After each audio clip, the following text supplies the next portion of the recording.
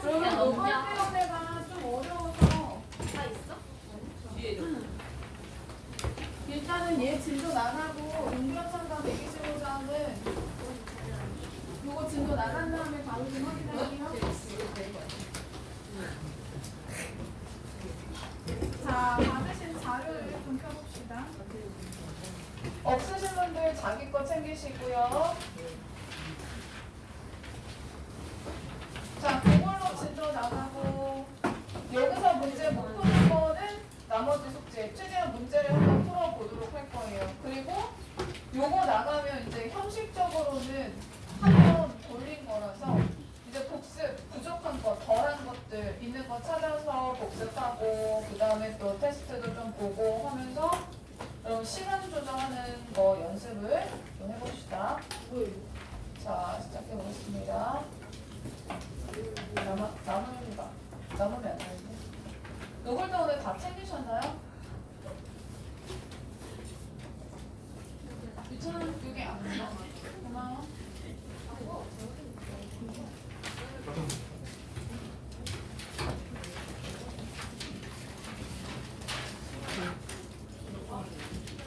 학교에서 정해주신 시험 범위가 그 학습 활동에 있는 내용까지더라고요. 그러면 그 학습 활동에 있는 내용을 살펴봤더니 우리가 앞에 있는 15세기 자료 용변천과 2장 125장에서 다루지 않은 개념까지 포함이 되어 있어요. 그래서 오늘 그런 것들을 좀 다 정리할 테니까 어렵진 않게 나옵니다.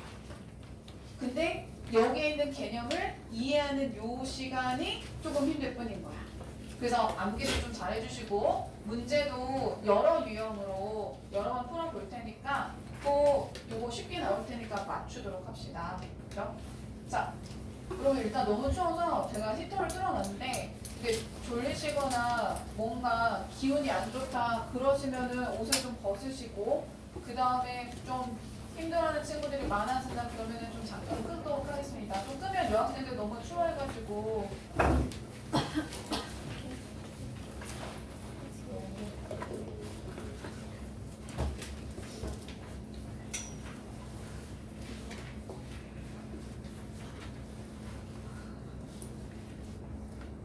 자, 앞에 제목 보시면 노걸대 언어인데 요 노걸대 언어는 근대국어 자료이죠. 그래서 근대국어 자료이고 근대국어가 가지고 있는 특징이 여러 가지가 있는데 근대국어가 중요한 이유는 문법의 파격적인 변화가 일어나는 건 근대시대야. 중세시대가 아니야.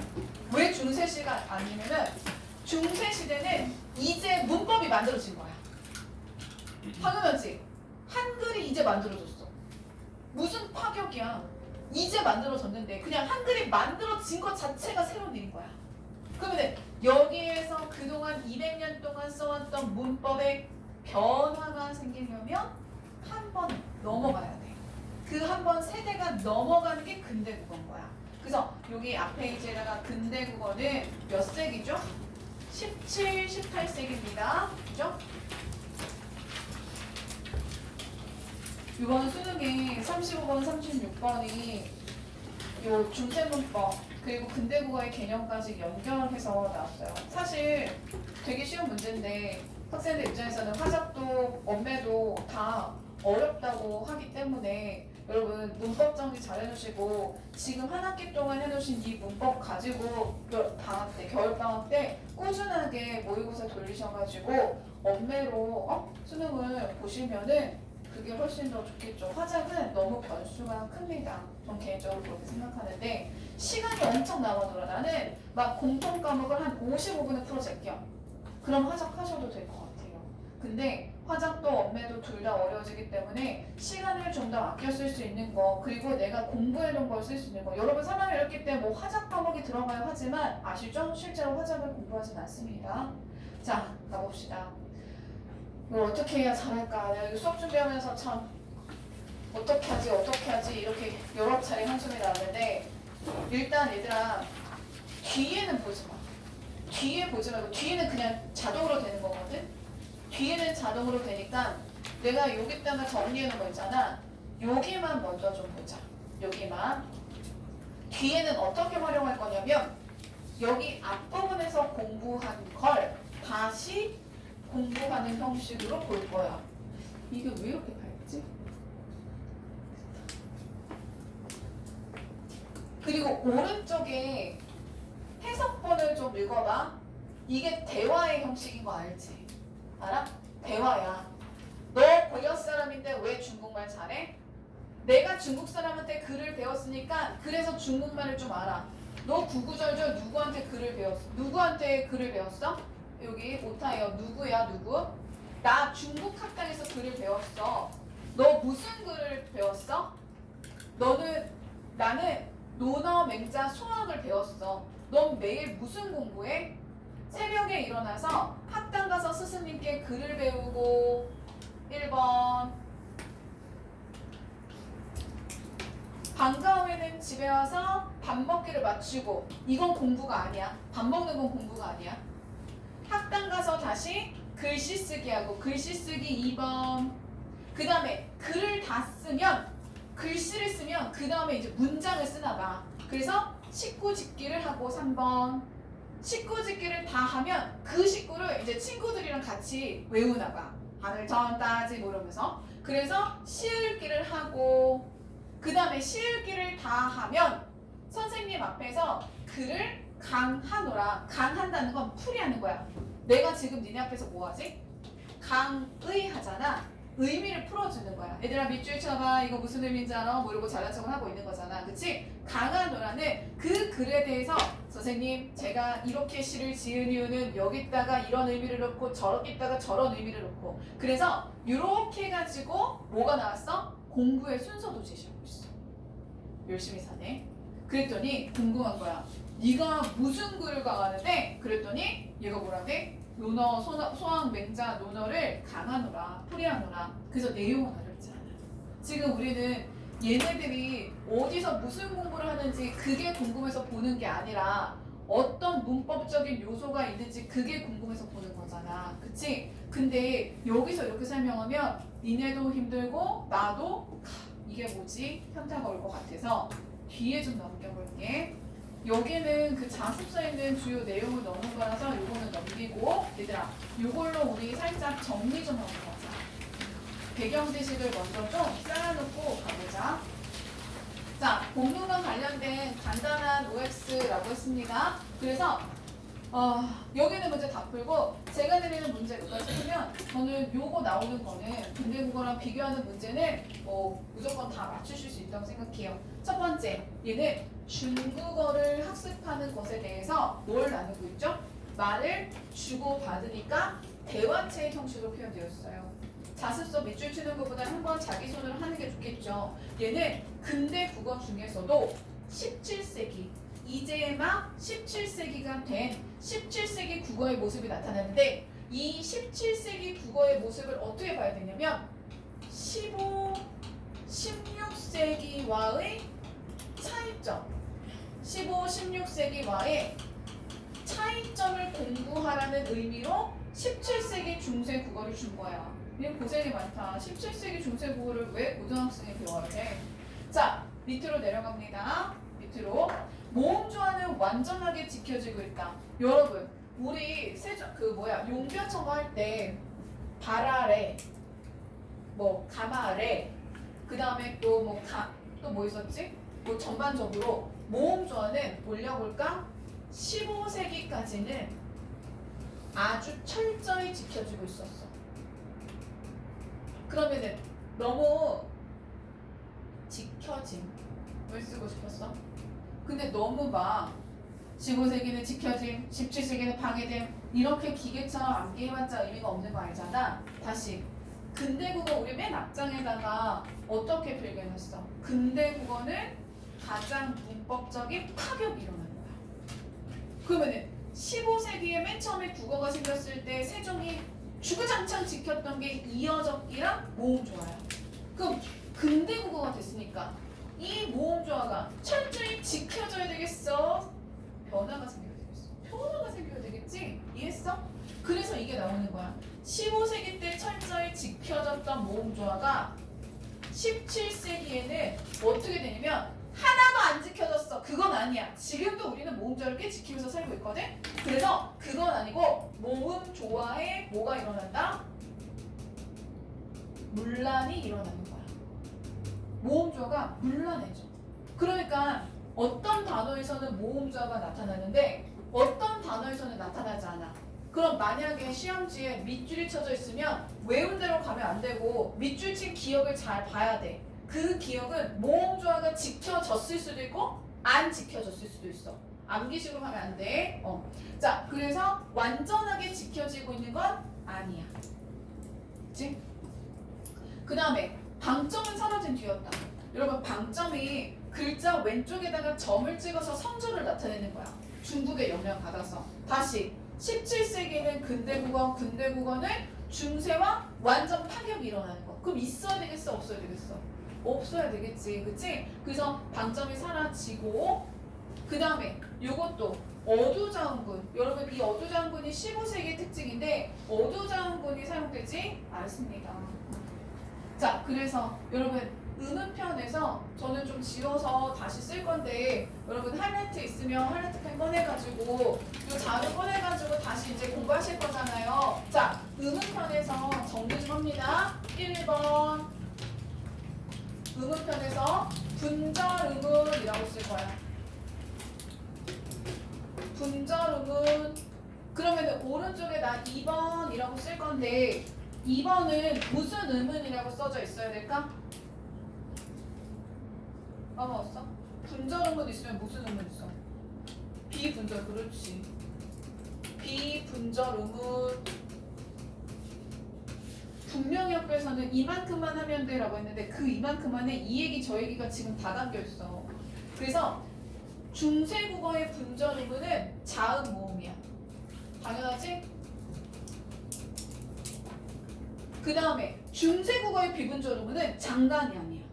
현대국어는 밤밤, 손손 이렇게 말하지만 중세 때는 성조가 있었어. 우리나라가 중국말처럼 성조가 있었어. 말 이러면 랭귀지야. 말 이렇게 말하면 하는 말인 거야. 그래서 우리도 성조가 있어서 중국말 알잖아. 이런 거 있잖아. 그치? 그래서 이때 비분절음운은 성조였어. 그럼 성조인지 아닌지 어떻게 알아요? 성조인지 아닌지는 방점. 아까 말한 이 방점을 찍어주는 거야. 글자 왼쪽에다가 점을 딱 찍어줘. 기억나지? 우리 1학년 때 했었어. 그치? 나라스, 마이사미 이런 것도 했어. 자, 그러면 요게 왜 중요하냐면 밑줄 좀 쳐볼게. 이 분절음운들 중에는 현재는 사용되지 않는 무슨 문자라고 부르는 것들이 있지? 소실 문자라고 부르는 것들이 있어. 그리고 소실 문자 외워봐. 당황스럽잖아. 보면 아는데, 그치? 그래서 소실 문자는 여기다가 그림 하나 이렇게 얼굴, 보통 저 얼굴 동그랗게 그려서 얼굴 하나 그려놓고 눈, 코, 입기 그릴 거예요. 근데 눈을 어떻게 그려야 돼요? 이렇게, 코는 이렇게, 입을 이렇게, 그리고 뭐 하나 찍어줘야 돼? 얼굴에 임팩트가 하나 딱 있어야 돼. 뭐가 있어야 되지? 점을 하나 딱 찍어주고 그 다음에 눈, 코, 입, 귀까지 있어야지. 그치? 그래서 귀는 바깥쪽에다가 이렇게 숨겨온 비읍으로 달아주는 거야. 지금 쓴 빨간색들 있지? 얘네들이 뭐야? 현대국어, 근대국어에서 사라진 소실 문자야. 그래서 이런 소실 문자가 있다. 안 보여. 찾아봐. 이따가 노걸대원에서 찾아봐. 있는 것도 있고 없는 것도 있는데 아래압 빼고는 안 보여. 아래압 빼고 나머지 자음들은 다 이렇게 없어졌어. 자, 그 다음에 요 성조 방점도 안 보여. 없어지는 거지. 그치? 그래서 소실문자 관련된 개념 이거 한 거고 그 다음에 어두장구는 사용되고 있었다. X라고 했어. 그래서 한 번 더 어두장구는 없어. 근데 6번이라고 있는 거 있잖아. 여기다가 우리가 쓸 거야. 시읒 계열의 합용병서. 저게 뭐야? 이러면 안 돼. 나의 1학년은 어디로 간 거야? 합용병서 뭐 있었던 것 같아. 그래서 얘들아, 합용병서는 서로 다른 글자를 나란히 씁니다. 그래서 서로 다른 글자를 나란히 써서 비읍 계열, 시옷 계열, 비읍, 시옷 계열이 있었어. 많지 내용이 생각보다. 그치? 근데 이 비읍 계열이라는 건 비읍으로 시작한다는 뜻이야. 그래서 비읍 계열 때 비읍 계열에 뭐가 있냐면 비읍 디귿, 비읍 기역 이런 것들이 있어. 그래서 비읍 디귿, 비읍 기역 이런 것들. 오케이? 그 다음에 시옷 계열이야. 그럼 시옷 계열은 왜 이름이 시옷 계열인 것 같아? 눈치를 좀 채봐. 공부는 고등학교 수준의 공부는 일단 기본적으로 빠른 눈치가 필요해. 자, 시옷 디귿, 시옷으로 시작하는 거야. 시옷 기역 이런 식으로 시옷 뒤에 다른 애가 오는 거야. 쌍시옷은 안 돼요. 그러면은 눈치챘지? 비읍 시옷 계열은 뭘로 시작해? 비읍 시옷으로 시작하는 거야. 그래서 비읍 시옷 쓰고 기역. 비읍 시옷 쓰고 디귿 뭐 이런 것들. 자, 그 중에 하나트펜 있으면 꺼내셔가지고 자, 우리는 노걸대 언어에서 얘만 만날 거예요. 시옷 계열, 시옷 계열, 시옷 디귿이나 시옷 기역으로 나타나 있는 요 애만 만날 거예요. 근데 어쩌라고? 왜 이게 왜 중요한데 왜 필기한 거야? 이유가 있겠지. 자, 비읍으로 시작하는 합용병서는 이거 지워도 되지? 비읍으로 시작하는 합용병서는 어두, 자음, 분이야. 공부 제대로 안 해놓으면 합용병서랑 어두자음분이랑 같은 거 이렇게 생각하는데 그게 아니에요. 합용병서는 어떻게 썼는지고 어두자음분은 발음상의 문제입니다. 얘는 그럼 발음 어떻게 하는지 들어보세요. 무드, 무그 이렇게 발음해요. 그런데 시읒 계열로 쓴 합용병서는 된소리로 발음을 하죠. 그럼 얘는 스드가 아니야. 스드가 아니라 발음 어떻게 하는 거야? 뜨! 뒤에 있는 걸로 된소리. 뜨!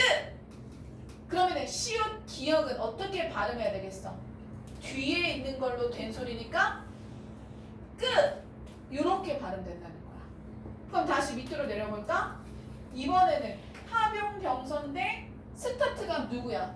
비읍으로 스타트를 하고 있지.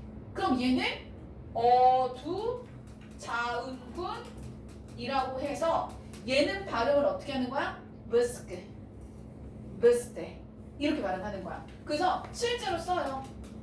내가 그분께 할 때 께 그러면은 그분 머스크, 그분 머스크 이렇게 발음이 된다는 거야. 그래서 이렇게 다시 와봐. 비읍으로 시작해야 뭐야? 어두자음분. 그런데 우리 하이라이트 어디다 쳤어? 하이라이트를 시읒 계열에다가만 쳐놨으니까 시읒 계열은 노걸대 언어에 나오는데 여기 시읒 계열의 합용병서는 된소리로 발음되는 거지 어두자음분은 아닌 거야. 질문해볼게. 6번에 내렸었지? 그러면 노걸대 언어에는 합용병서자는 있다요. 앞에 이렇게 앞에 그 지문 있으니까 가서 보세요. 앞에 가서 보세요. 시옷, 기역, 시옷으로 시작하는 스승님께 할 때 깨가 있어. 이게 이제 아직 눈에 익숙하지 않은 사람들은 찾는데 오래 걸릴 수 있지만 있어. 이따가 다 찾아줄 거야. 지금은 니네 배경 지식을 좀 쌓느라 이런 설명을 하고 있는 거고. 됐을까?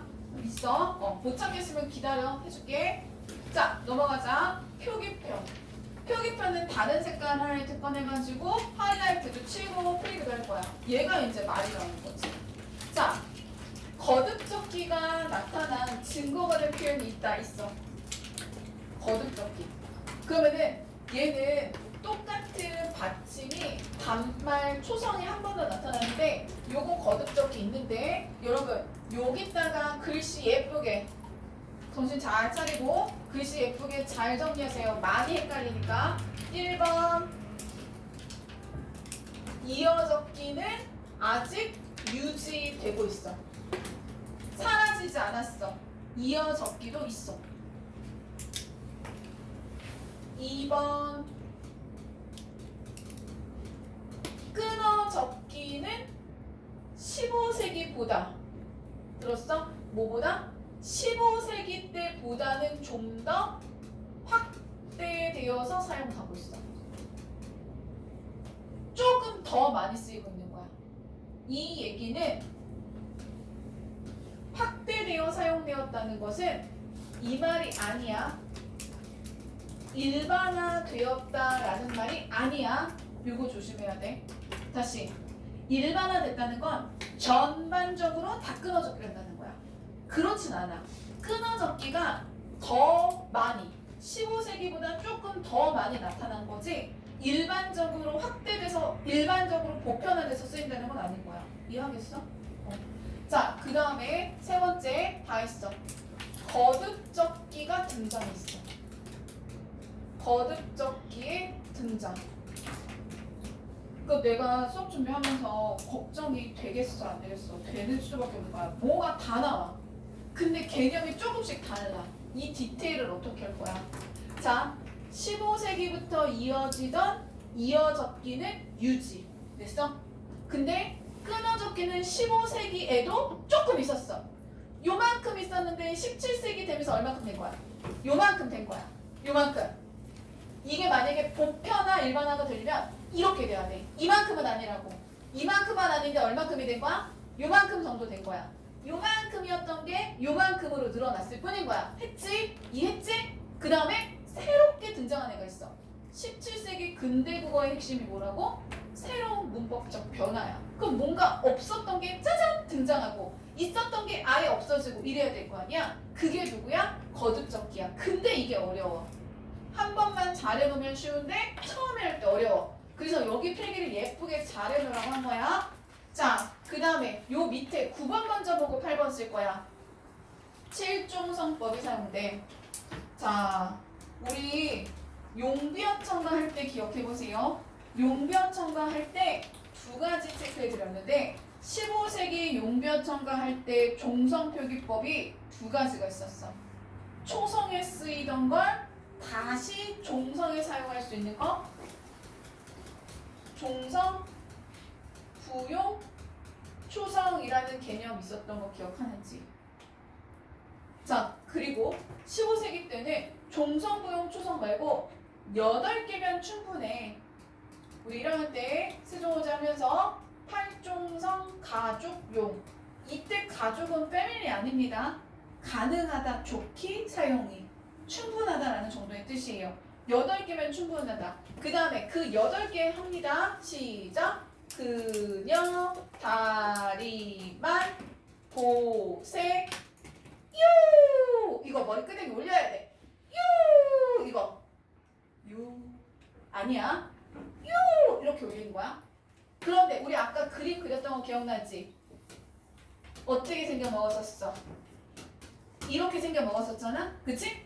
여기 안에 있다는 거는 무슨 뜻이야? 얘가 금방 사라졌다는 뜻이야. 얘는 15세기에만 쓰이다가 없어졌어. 그 다음에 중요한 거 한다. 자, 17세기가 된대. 17세기는 무슨 국어? 문법적 변화가 커버리는 근대 국어. 그러면 17세기 받침은 종부초 없어요. 그 다음에 팔종성 아니에요. 몇 종성? 17세기니까 7종성. 여기까지는 어렵지 않아. 7종성법이 사용되는데 그 7개를 이 8개 중에서 변화를 시켜야 되는데 기억 그대로 와요. 니은도 그대로 와요. 디귿 없어졌어요. 디귿이 없어졌어요. 그녀 다리에서 디귿이 없어졌고 리을 미음 그대로 와요. 비읍 시읒 그대로 와요. 그리고 옛 이응은 없어져서 그냥 이응이 되는 거예요. 자, 그래서 기억 니은 디귿 없어요. 리을 미음 비읍 시읒 이응 이렇게 바뀌는 거예요. 다시 변화 봅시다. 8개 중에서 누가 없어지고 디귿이 없어지고 옛 이응은 그냥 이응으로 바뀌었어. 그럼 8번 봐봐. 여기 위에 조금 올려놨는데 옛 이응은 쓰이지 않아. 옛 이응은 쓰이지 않고 7개의 종성으로만 나타나는데 디귿 대신 원래 디귿이 와야 되는 자리는 다 누가 대신해 주는 거야? 디귿 대신 시옷을 모두 다 사용한다. 그래서 7가지로 다 사용한다. 여기까지 이해되는지 한번 확인하시고, 자, 그 다음에 명사형 어미 기가 사용됩니다. 이건 이따가 별표만 쳐줄까요? 제가 이따 옆에서 문제에서 좀 설명해 볼게요. 너무 많아서. 자, 그 다음에 하이라이트, 펜, 뚜껑, 뽕, 번 의손대. 그 다음에 봐봐. 펜 잘 잡아. 손대만 하면 돼. 이 짝대기 보이지? 이부터 손대야. 이 손대. 예쁘게 잘 쳐. 남학생들 내 옆에 있는 친구가 잘 치고 있는지 어디서부터 어디까지 쳐야 되는지 알고 있는지 한 번씩 좀 점검해주고. 스승님 끄이.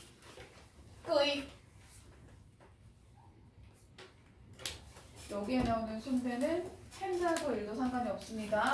가끔 고전문학에 나왔죠. 얘네 묶어. 하이라이트 묶어. 얘네들은 모두 다 누구누구 깨. to. 누구누구 깨. on이네 to from by with like 무슨 격조사? 부사격조사. 표현이 개소리지. 다양한 주격조사가 아니라 다양한 형태의 부사격조사. 한 번 더. 다양한 형태의 부사격조사. 그래서 이게 한나라 한자야. 한나라가 어디야? 중국이지? 중국의 사람께 누구께 누구에게 스승님께 이렇게 to의 의미를 가지고 있는 부사격조사야. 됐어? 공부의 영역인 거야. 이해가 됐으면 이제 가서 공부해야지. 그 다음에 고려의 사람, 한의 사람 같이 사이소리 시우시 시어들인데 계속 이거 어떻게 해석했어? 고려의 사람이야. 그럼 얘들아 이건 사이소리 현상이 그 30항에 나오는 그 시옷이 아니라 얘는 뭐가 되는 거냐면 무슨 격조사야? 고려의 관역격 조사야. 얘는 관역격 조사다. 사이소리는 사이소리 현상 때문에 표기해주는 사이시옷 같은 개념이잖아. 그치? 바닷가를 때 써주는 시옷.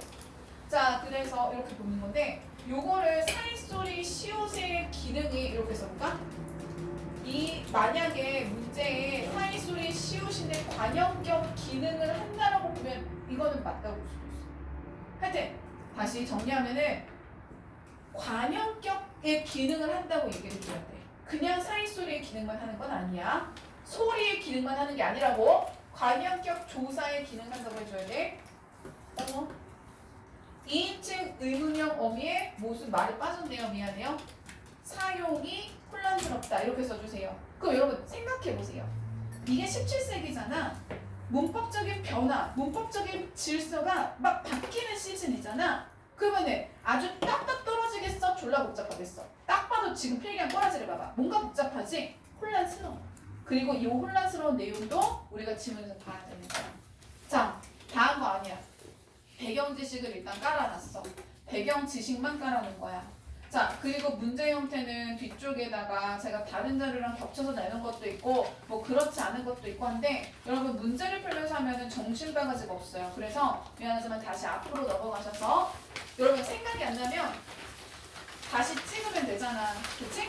자, 생각이 안 나면 이걸 하나 찍어가지고 이렇게 찍어가지고 지금 이거 필기하면 됐잖아. 이렇게 놓고서 이렇게 봐도 돼. 아, 나는 기억하지. 내 머리가 어떤 머리인데. 그런 사람들은 여기다 필기해도 되는데 자꾸 막 선생님이 막 야 끊어서 끼지 하면명서지 야 이거 시옷 기울이다 뭐 이런 말을 할 거야. 그래서 이게 막 헷갈리는 사람은 좀 보면서 하셔도 되니까 알아서 융통성 있게 자기 조절을 하십시오. 공부만 하면 돼. 무슨 방법이든 간에 공부만 하면 돼. 자, 필기의 양이 좀 있을 거로 예상을 해주시고 그 다음에 지문을 띄워놓는데 여러분 칠판을 써야 될 것 같습니다. 자, 그래서 어디 하고 있는지는 한 번씩 체크해 드릴 테니까 자, 한 번 따라서 필기를 정리하시고 직보라고 생각하고 한 번에 끝냅시다. 어렵기 때문에 두 번 돌릴 수가 없어요. 열심히 해서 끝내봅시다. 그 다음에 앞에만 하면 뒤에는 자연스럽게 하실 수 있게 그렇게 정리해 봅시다. 효율성을 줍시다. 어떻게 해야 한 번에 할까? 이번에 하지 않고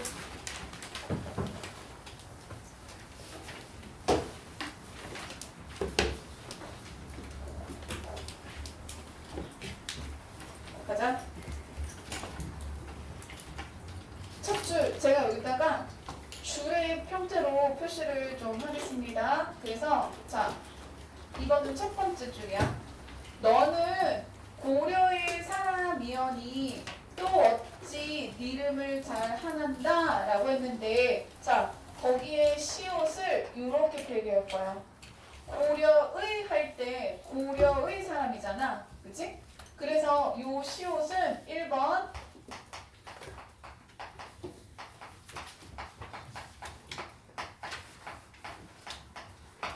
관형격의 기능을 해. 그러면 자 우리 여기 다니면서 지금 문법 시간 맨날 나오는 관형인데 관형으로 시작하면 무슨 뜻이다? 뭘 꾸며줘?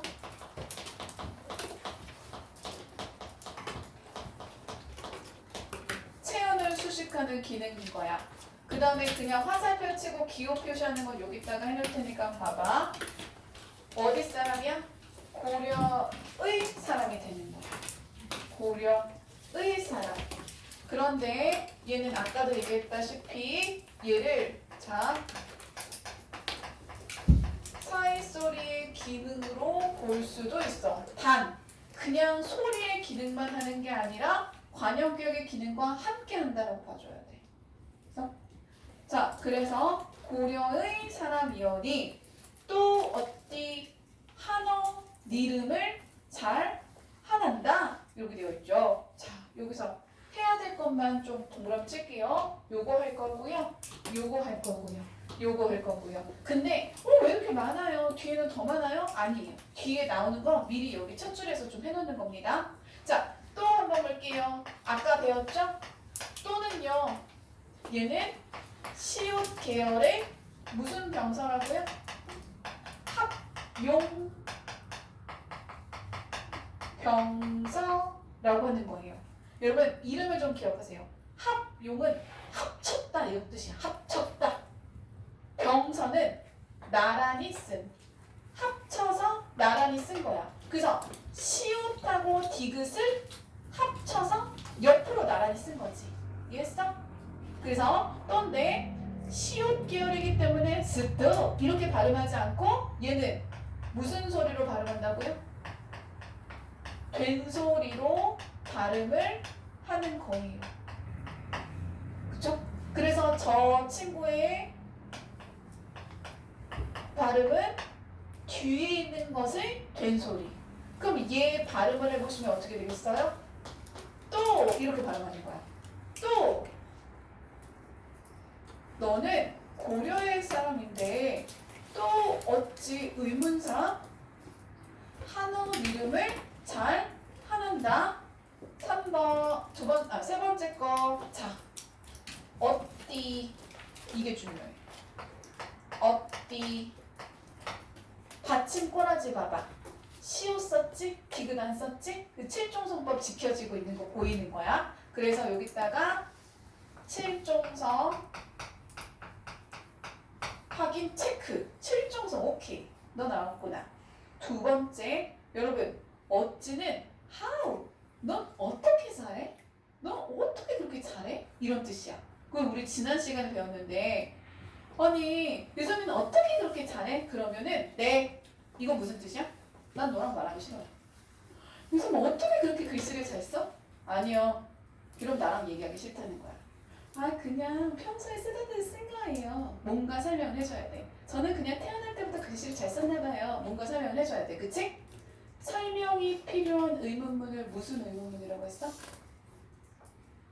어머 그것도 말을 안 하면 어떡하니? 얘는 설명 의문문을 만들어주는 how야. 여기까지 됐어? OW 원어했지? 언제 어디서 무엇을 어떻게 왜? 그치? 기억해봐. 설명 의문문이면 무슨 계열로 끝난다 그랬지? 판, 전반, 어버. 설명 의문문이면 무슨 계열로 끝나야 돼? 오 계열로 종결시켜 주는 게 요게 규칙이었어.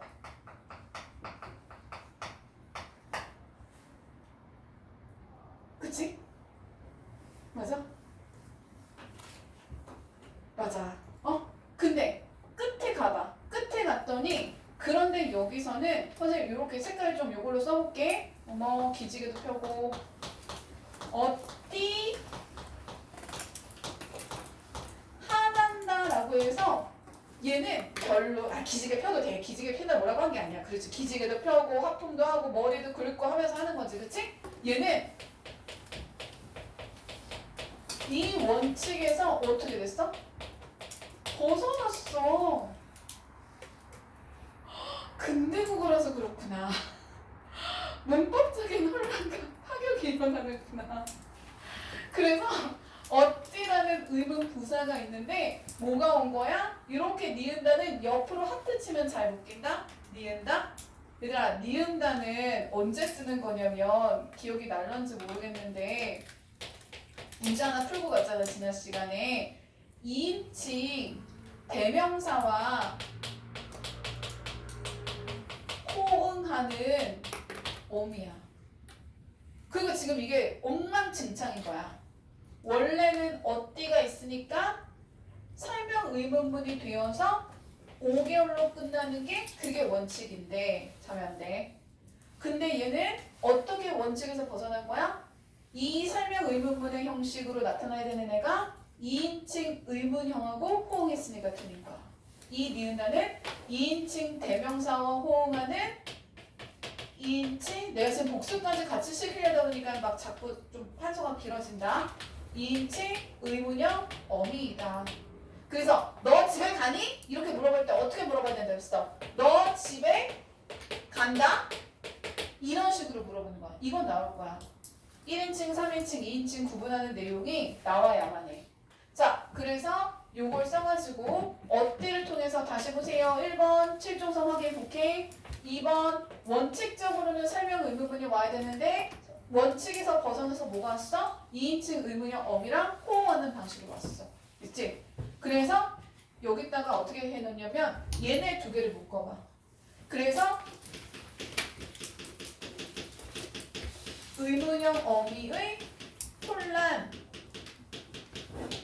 쓰는 거야. 우린 이거 이해하려고 이렇게 시간 투자했는데 선지는 이 자료를 통해 의문형 어미의 혼란스러움을 확인할 수 있다. 이렇게 나오는 거야. 됐지? 자, 그 다음에 조금만 더 참아. 니람, 어띠, 한어, 중국말 니람. 어려워. 니람. 자, 니람은 형태에서 분석 좀 해볼게.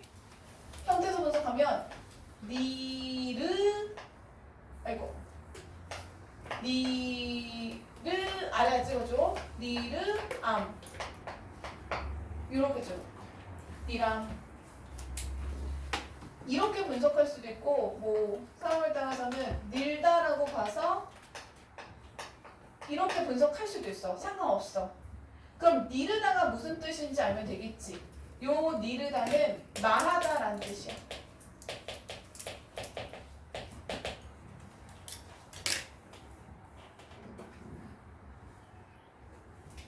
중요한 거 간다. 암에다가 쓸게.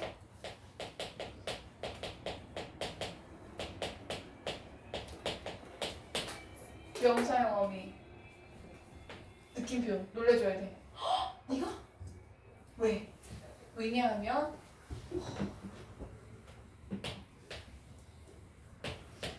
많죠. 한 줄밖에 안 하고 있는데 많죠. 표 하나 그립니다. 왼쪽 15세기, 오른쪽 17세기 이렇게 표 하나 그리고 15세기 때도 암음이 있었고 17세기 때도 암음이 있는데 예시 써주면 눈치챌 거야. 15세기 때 암음을 어디서 배웠냐면 니네 지난 시간에 여름에서 배웠어. 썸머 말고 썸머는 여름이고 이 여름은 열매란 뜻이었지. 그래서 이거 형태에서 분석 어떻게 배웠어? 용비어청아 2장에서 열다에다가 음이 붙었고 그 다음에 요 음의 문법적 네임이 뭐예요? 얘는 문법적으로 뭐라고 불러요? 명사, 파생, 전미사 명파적이라고 불렀어요. 그래서 열다라는 동사를 열매라는 명사로 바꿔준 거야. 기억나니? 만나면 나야 돼. 그럼 여기서 얘는 뭐가 된 거야? 니름, 니람 같은 경우에는 얘는 니르, 암이든 닐, 음이든 간에 이렇게 붙었는데 어머씨 얘는 여기서 똑같이 생겨먹었는 얘는 뭐가 된 거야? 전성 어미의 기능을 하는 거야. 아, 니네가 싫어하는 건 뭐야? 접사랑 어미. 접사랑 어미 싫어하면 문법 싫어지고 좀 바꿔서 여러분이 좋아하는 거. 접사랑 어미. 근데 우리 현대문법 할 때도 진짜 막 정말 되게 오랫동안 명사 파생 정비사인지 명사형 어미인지 막 그거 구분하는 거 했었잖아. 그리고 내가 그때도 얘기했잖아. 중세문법에 연결돼서 나오니까 기억해야 된다. 명사 파생 정비사라는 건 무슨 뜻이야? 얘는 명사로 완전히 품사를 어떻게 해주는 거야? 바꿔버리는 거야. 동사를 명사로 전환시켜버리는 거야. 완전히 수술 다 시켜버리는 거야. 주민등록번호도 바꿔버리는 거야. 얘는 굉장히 놀라운 일을 하는 애야. 근데 명사형 전성어미는 남자가 여자 치마 입고 다니는 거야. 남잔데 그냥 여자인 척하고 다니는 거야. 그러니까 전환이 되지 않았어. 품사가 아직 바뀌지는 않은 거야. 명사인 것 같은 동사를 형용한 거야. 그치? 기억나니? 자, 그래서 봐봐. 동일한 형태지만 정리. 동일한 형태지만 15세기의 안품은 명파적으로 쓰였고 용비어천가 2장 17세기의 안품은 명사형 전성어미로 쓰였다라는 너무 중요한 내용. 이게 제일 어렵죠. 자, 그 다음에 한한다가 있는데 한한다는 여러분 요 한한다하고 요거 체크해볼까요? 배운다고 이렇게 좀 체크해가지고 요거 두 개를 같이 끝낼게요.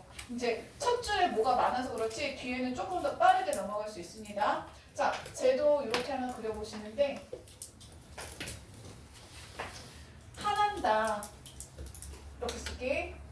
나 플러스 니은다. 그 다음에 배운다는 그냥 니은다야. 그럼 뭔 차이야? 아래아가 붙어있는 나를 발견할 수 있느냐 없느냐의 차이지. 그러면 아래아가 붙어있는 나가 있어. 나가 있으면 이 나가 뭐야? 현재 시제 선어만 어미야. 현재 시제의 선어만 어미. 현재 시제 선어만 어미. 그 다음에 이 니은다 이름이 뭐지? 이인칭과 호응하는 이인칭 의문형 어미. 그럼 합쳐봐. 합치면 뭐가 되는 거야? 현재 시제 2인칭 의문형 어미. 그래서 얘는 해석을 어떻게 해야 돼? 또 어찌 중국말을 잘하니? 이렇게. 너는 어떻게 그렇게 잘하니? 이렇게. 근데 그냥 니은다야? 그럼 여기는 뭐가 빠진 상태야? 차이점 발견. 현재 시제 선어번호니까 없지. 그럼 얘는 과거야. 현재 시제 선어번호가 없으면 여기가 비었으면 얘는 과거 시제라고 해주는 거야. 중세 문법의 책이야. 그럼 얘는 과거 시제 플러스 한 번 더 쓰시면서 놓으시라고. 니은다는 이인칭과 호응하는 이인칭 의문형 어미. 그러면은 요걸 합치면 얘는 뭐가 되는 거야? 과거의 이인칭 의문형 어미. 그래서 얘는 너 누구한테 글을 배웠니? 배우니가 아니라 여러분 한국 사람이니까 배우니 현재 시제, 배웠니 과거 시제. 차이 알죠? 그죠? 그래서 디테일하게 와야 되는 거야. 컨디션 떨어지는 상태로 가면은 안 보여. 다 똑같이 생긴 것 같은데 아니야, 안 똑같이 생겼어. 아래가 붙어있는 저 나 현재 시제 선어원어가 있느냐 없느냐로 해석의 차이가 나타나는 거야. 이게 지금 여러분 자습서 살펴보세요. 다 내용이 들어가 있습니다. 자, 고생하셨어요. 다음 건 아니지만 자, 첫 줄에서 웬만한 것들을 많이 했습니다. 네, 한의 사람이기에 사람에게서 글 배우니 이런 전차로 전차 동그라미 치시고 중요한 거 좀 어려운 것들은 판서할 거고 간단히 할 수 있는 거는 여기 딸 거예요. 까닭이라는 말인데 이 단어는 더 이상 쓰지 않는 죽은 단어 4어가 됐습니다. 네, 여러분 이것도 이 내도 보세요. 원래 형태대로 분석하면 나 플러스 짝대기고 짝대기 썼죠. 이 짝대기의 기능은 내가죠. 그래서 주격조사예요. 내가 그냥 내가 아니야. 나이야. 발음 어떻게 해야 돼? 나이, 나이. 내가 중국의 사람의 손대. 역격조사는 누구한테 줄 여자 써서 부사격 조사라는 뜻이에요. 내가 중국 사람에게 글을 배우니 이런 까닭으로 저기 하늘 말을 안 오라. 저기는 조금 약간 적이야. 적다에 이가 붙은 거야. 그래서 내가 조금 알아. 이렇게 되는 거고 네가 네 2인칭 주어라고 그랬어. 너 플러스 짝대기 분석하시고 네가 누구에게 이손대 아까 제가 함레트펜 들고 잘 치라고 그랬죠? 누가 후라는 뜻이야. 누가 후야. 얘만 후야. 이손대가 요만큼이 이손대가 조사야. 너 누구에게 글을 배운이가 아니라 배웠니 써놨어. 과거 시제. 얘가 과거 시제인 이유는 뭐 때문이야? 현재 시제 선호관계가 빠져있기 때문이야. 그랬더니 어디에 가서 배웠대? 돈 많네. 내가 나 플러스 짝대기야. 간단한 건 계속 연습해서 암기를 해놔. 내가 중국 학당 의셔 학당에서야. 얘도 only to from by with like 부사격 조사겠죠. 내가 at 학당에서 글을 배웠다. 그래서 밑에 네가 한 번 더 네는 너희 무슨 글을 배운다? 자, 연습 한번 해보자. 무슨 what? 네가 무슨 what이니까 의문사가 있으니까 원래는 의문형이 뭘로 끝나야 되지? 5개월로 끝나는 게 뭐였어? 원칙.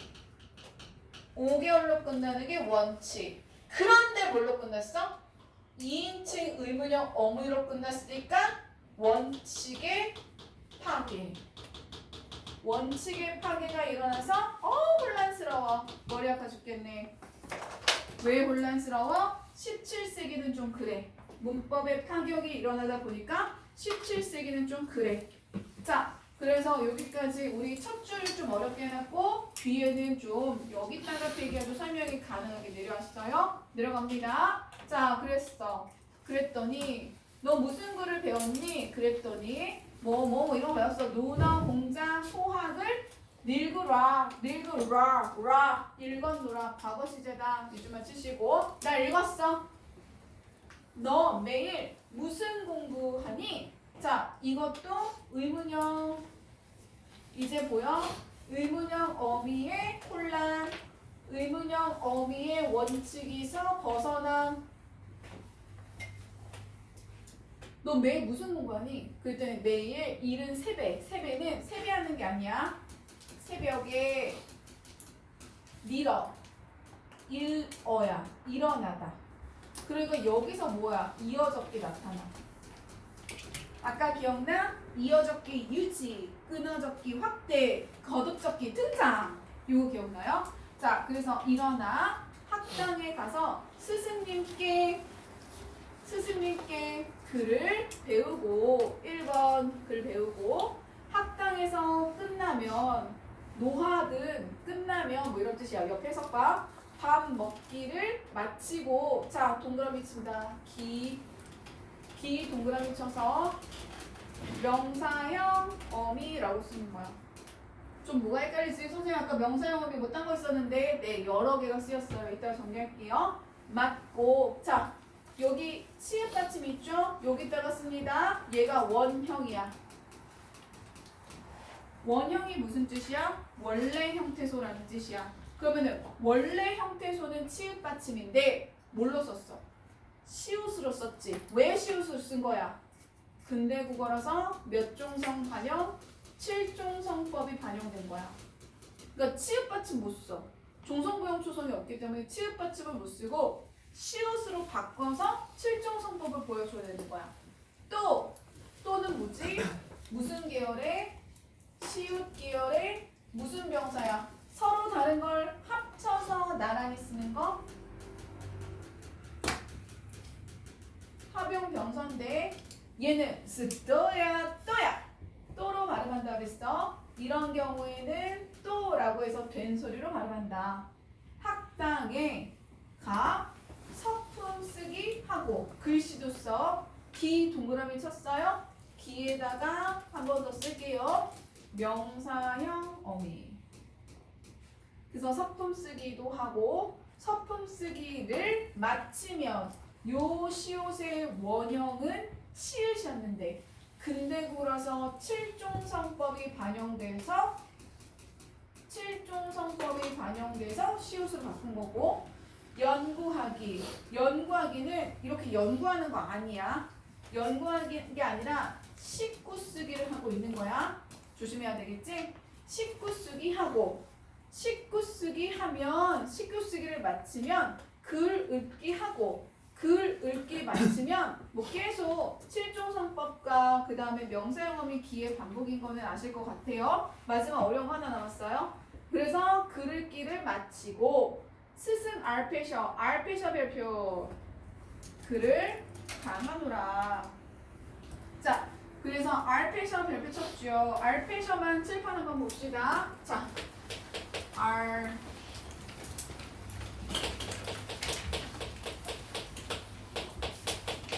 얘 왜 하냐면 결론 얘가 거듭적기의 흔적이 나타나 있는 단어인데 근데 어떻게 거듭적기인지를 이해하셔야 됩니다. 자, 제가 초록색으로 쓰는 거 원형 원래 형태소라는 뜻을 가지고 있는 원형은 잘 보세요. 천천히 쓸게요. 이거예요. RP 플러스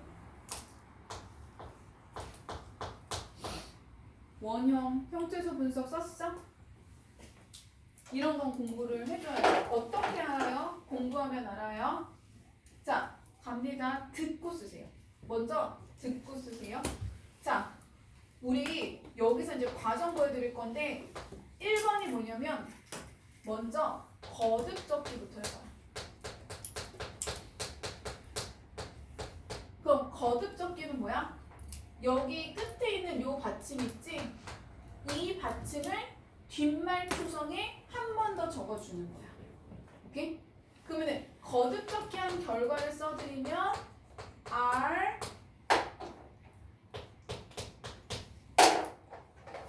별거 없어 근데 피읍쇼 이렇게 해서 거듭적기가 됐어. 근데 2번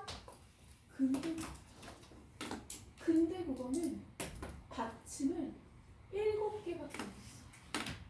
그래서 이 피읍을 온전한 형태로 남겨둘 수가 없는 거야.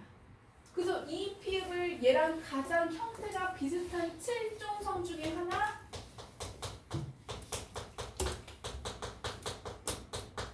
7종성법이 적용돼서 저 받침 피읍이 뭘로 바뀌어야 돼? 피읍하고 비슷하네. 비읍으로 교체. 그래서 요게 비읍이 되고 요게 피읍이 넘어오고 그래서 지금 우리가 보고 있는 알피셔가 됐다.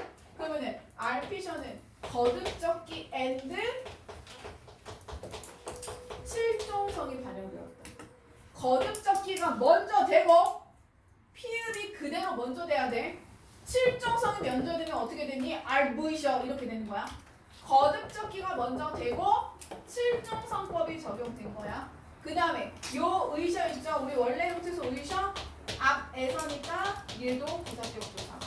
여기 지금 부사격조사 대잔치예요. 우리 용비어창과 2장도 부사격조사 대잔치고 여기도 부사격조사 대잔치. 그죠? 그래서 그를 당하노라. 여기까지. 자, 밑으로 갑니다. 밑으로. 그러면 밑에 거는 다 했어. 다 했기 때문에 이제 옆에 해석만 보면서 쭉쭉쭉 갈 거야. 자, 힘을 내요. 열심히. 힘을 내고 봅시다. 자, 네 어떻게 해야 돼? 연습할 때 어떻게 해야 돼? 너 플러스 짝대기야. 그냥 네 이러고 있으면 돼. 네가 이렇게 중국의 글을 배울 적이면 이거 네 너 플러스 짝대기야. 그런데 저 짝대기하고 이 짝대기하고 다른 짝대기야. 요 짝대기는 해석을 봐봐. 네가 너가지. 그치? 그러니까 이 짝대기는 주격조사 짝대기야. 그런데 너의 마음으로 배우는 거니? 네가 배우고 싶어서 배우는 거니? 이렇게 물어보는 거야. 왜냐면 이 주변에 중국말 배우러 다니는 중국 학단 다니는 애들이 없는 거야. 그러니까 요 짝대기는 해석이 어떻게 돼? 이거 네가 너의 마음으로 자발적인 기꺼운 너의 마음으로 배우는 거니? 의로 해석된대. 그럼 이 짝대기는 무슨 격이 되는 거야? 얘는 관역격 조사가 되는 거야. 진짜요? 네. 배웠나요? 네. 언제 배웠죠? 세종어제 훈민정음할 때 제 뜻을 실어 펴지 못할 놈이 하니라 해서 배우신 적이 있습니다. 자, 그래서 네 마음으로 너의 마음으로 배우는 거니 뭐 보여야 돼? 앞에서 배운 거 보여야 되겠지. 요거는 이인칭 의문형 어미가 원칙대로 잘 쓰인 거야. 주어가 2인칭 대명사니까 네가 배우는 거니 그 다음에 여기에 뭐 보여? 현재 시제 보이는지 확인. 현재 시제 선언할 어미 나 보이지? 난다 안에 나 보이지? 네가 어버이로 부모님이 널로 하여 배우러 하냐? 엄마 아빠가 너 배우라고 한 거 아니야? 옳으니 우리 어버이 날로 하여 배우라 하니라. 옳다. 맞다. 네 말이 옳다. 네가 네 마음으로 배우는 거야? 네가 엄마 아빠가 너한테 배우라고 해서 배우는 거야? 여기까지가 A의 말인 거야. 그랬더니 B가 아 맞아. 우리 엄마 아빠가 나에게 배우라고 해서 배우는 거야. 이렇게 대답을 해줬어. 그랬더니 다시 A가 네가 배운 지 언머 오라뇨? 얼마나 오래됐니? How long time? 얼마나 오래됐니? 이거야. 그럼 여러분 얘는 이렇게 대답하면 안 되죠. 아니 이렇게 대답하면 안 되죠. 얼마나 오래됐는지 설명해줘야 되지. 그치? 반해니까 6개월 배웠대. 그럼 얘들아 여기 얼마나 동그라미 치고 얘가 how long이잖아. how long. 그럼 얘는 의문 부사야. 의문사가 되겠지. 의문사가 있으면 판정 의문문이야 설명 의문문이야? 설명 의문문이 되는 거고 설명 의문문은 계열로 끝나? 오 계열로 끝나? 오 계열로 끝나. 확인? 5계열. 그래서 얘는 이 설명 의문문의 설명 의문문이 되는 거야. 그치? 근데 설명 의문문은 5계열로 끝났어. 그치? 설명 의문문이라서 5계열로 끝났나 봐. 그 다음에 내 배한 지 반해가 남짓하다 6개월 됐다는 거야. 6개월 조금 넘었어. 그랬더니 알리노소냐 알지 못하겠느냐 알겠냐 알지 못하겠느냐 야로 끝났네. 야로 끝나면 뭐라고? 판정 의문문이 되는 거야. 알겠어 못 알겠어? 그랬더니 매일 중국 선비들과 한 곳에서 이런 뜻이야. 그래서 얘도 부사격 조사겠죠. 글 배우니 이런 전차로 전차 칙칙폭폭 아니고 까닥 이런 뜻입니다. 저기 조금 내가 맨날 중국 애들이랑 공부하다 보니까 조금 안 돼. 약간 뭐랄까 느낌이 영유 같은 느낌인 거야. 막 이제 영어 유치원 같은 데 다니는 것처럼 중국 애들 있는 데 가서 이제 배우는 거지. 너의 스승이 어떤 사람고 어떤 의문부사 이 스승 어떤 사람이냐? 5로 끝났지? 이 한의 사람이라 나이 얼마나 하뇨? 얼마나 나이가 몇 살이니? How old? 이거 되지? 그치? 그랬더니 마지막 다 왔어. 35이라 35이라 자 형체서 보세요. 35 플러스 1라야. 그런데 여러분 눈에 뭐 보여요? 선생님 여기 시옷이 하나 더 있어요. 네, 시옷이 왜 있어요? 거듭적기. 시옷을 거듭적기 했어. 그치? 즐겁게 가르치느냐 즐겁게 가르치지 않느냐. 야 즐거워 안 즐거워? 응 즐거워. 아니 안 즐거워. 둘 중에 하나 판단을 내릴 수 있기 때문에 판정 의문문 계열이 되는 거고 우리 스승이 성은 뭐 본성 또는 성격 이런 거야. 우리 스승님이 성격이 온화하여 가장 즐겨 가르치느라. 그래서 즐겁게 가르친대. 니네 선생님은 즐겁게 가르쳐? 즐겁게 안 가르쳐? 무서워? 그랬더니 야 우리 선생님은 성격이 온화해서 정말 즐겁게 잘 가르치시는 것 같아. 이렇게 대답을 해주고 있는 거지. 자, 문제 풀 수 있나 없나 너무 궁금하지 않아요? 넘어가 볼까요? 자, 여기 가보세요. 20번 하지 마시고 21번 21번 보세요. 문제 꼬라지 잘 보세요. 설명 듣고 푸세요. 자, 봐봐요. 16세기 노걸대가 번역 노걸대 16세기 자료가 있고 1670이 있어요. 이 얘기는 뭔지 아세요? 17세기란 뜻이에요. 그럼 둘 사이를 쫙 갈라야 돼요. 그리고 왼쪽 16세기니까 얘는 15세기 16세기까지는 무슨 국어? 중세 국어인 거야. 여기 요 학습활동이 시험 범위잖아. 그치? 그럼 결국에는 16세기 국어 중세 국어와 17세기 문법의 파격이 일어나는 근대 국어 이 차이를 비교할 수 있는지야. 자, 펜 들고 뭔가 펜을 하나 줘봐. 그래서 니로미 본다. 자, 니로미는 니르옴이었어. 그리고 동그라미 치는 거야. 15, 16세기 중세 국어의 명사형 어미는 15, 16세기의 명사형 어미는 엄의 형태였어. 근데 군대국어로 오면서 근대국어에서 명사형 어미는 아까 보셨다시피 암음이 명사형 어미야. 그래서 새롭게 명사형 어미 음이 사용되었다. 자, 다시 암음이야. 이렇게 써져 있으면 하나만 써준 거라서 헷갈려. 암음이 있었어.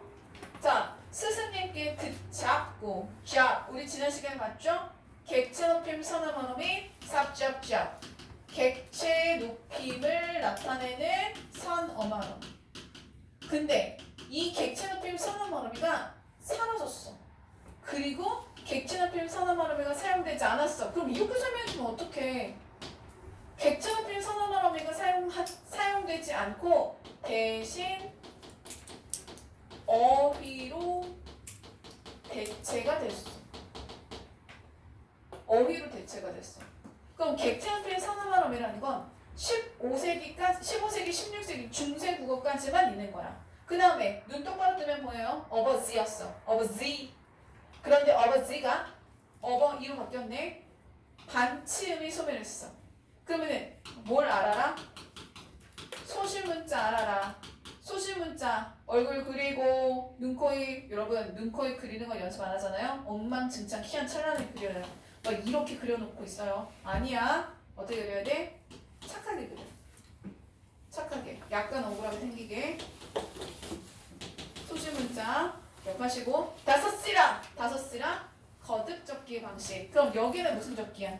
여기는 이어적기.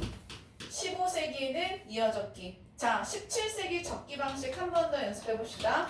17세기엔 이어적기 유지, 끊어적기 확대, 거듭적기 등장. 이렇게 세 가지 유지, 이어적기, 확대, 끊어적기, 등장, 거듭적기. 그래서 세 가지 표기법이 모두 나타나는 혼란스럽고 복잡스럽고 그 다음에 문법적인 변화가 매우 심했던 그런 시절이다. 그럼 다 불러봅시다. 해보세요. 그리고 밑에 것까지. 밑에 것도 되게 중요합니다.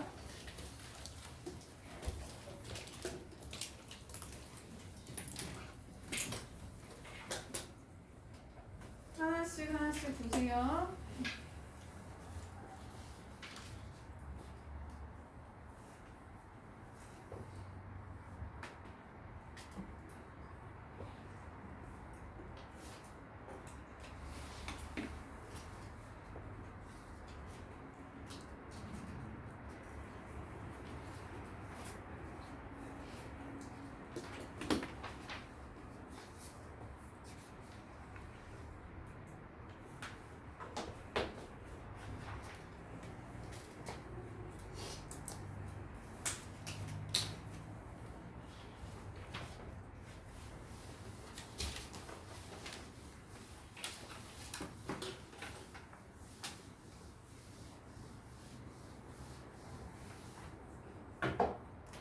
자, 볼까요?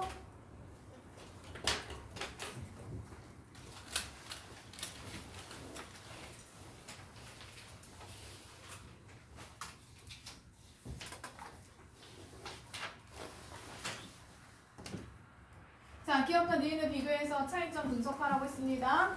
중세 국어까지 다시 중세 국어는 숫자로 말해요.